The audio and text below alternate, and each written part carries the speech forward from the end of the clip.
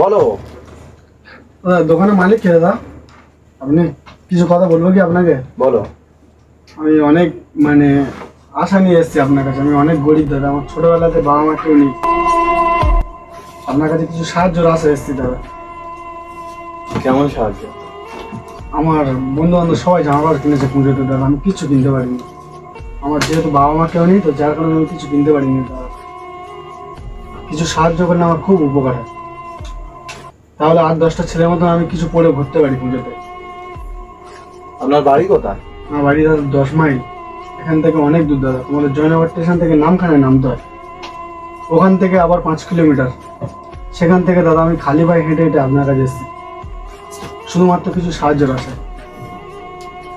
কেনা দামে দিচ্ছি, নিয়ে নাও। আমার কাছে দাদা একটা টাকা নেই, আমাকে যদি ফ্রিতে কিছু দিতেন আমি খুব খুশি হতাম।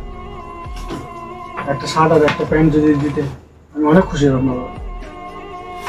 হবে না দাদা? দেখুন একটা দিন দাদা, বলি বলো তো, একটা দিন না দাদা, তুমি যদি একটা শার্ট আর প্যান্ট দিত। দিন না দাদা, একটা দিন না।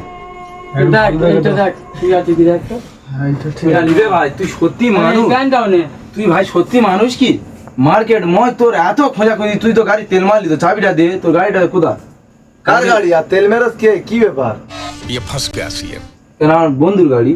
এই বিনাতে লাঠিটা বের করতো। সব সময় গাড়ি পুজো দিয়ে বিনাতে